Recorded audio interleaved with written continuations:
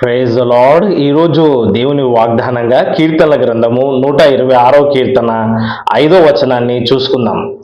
కన్నీళ్లు విడుచుచు విత్తువారు సంతోష గానంతో పంట కోసెదరు. దేవునికి స్తోత్రం, మహిమ కలుగును గాక. ఎవరైతే విత్తుతారో వారు కోస్తారు. ఎవరైతే కన్నీళ్లతో, ఎంతో వేదనతో, ఎంతో కష్టంతో విత్తుతా ఉన్నారో సంతోషంతో వాళ్ళు పంట కోసెదరు అన్న వాక్యాన్ని మనం ఇక్కడ చూస్తా ఉన్నాం. పొలంలో విత్తేటప్పుడు చాలా బాధ అనిపిస్తుంది. ఎందుకంటే మరి పంట వస్తుందా రాదా అని భయంతో, ఆందోళనతో, కొన్నిసార్లు డబ్బులు లేక అప్పులు చేసి వాళ్ళు విత్తుతా ఉంటారు.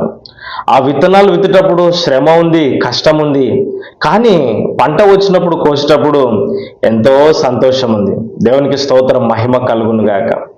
మరి దేవుని రాజ్యంలో కూడా మనము విత్తనాలు విత్తాలి. మంచి విత్తనాలు విత్తితే మనం మంచి పంటను కూడా కోసుకుంటాము. దేవుని రాజ్యంలో పనిచేసే వారిగా ఉండాలి. దేవుని సేవలో ముందుకు సాగే వ్యక్తులుగా ఉండాలి. దేవుని సేవకై సహకరించే వ్యక్తులుగా ఉండాలి. మీరు వెళ్ళండి, లేదా వెళ్ళేవారినైనా పంపించండి అన్న వచనం ప్రకారము ఒకవేళ మనం సువార్త ప్రకటించలేకపోయినా సరే పరిచర్య చేస్తున్న వారికి మనం సహకరించే వారిగా ఉండాలి. కొంతమంది ఎలాంటి విత్తనాలు విత్తరండి, దేవుని సేవకు ఎలాంటి కానుకలు ఇవ్వరు.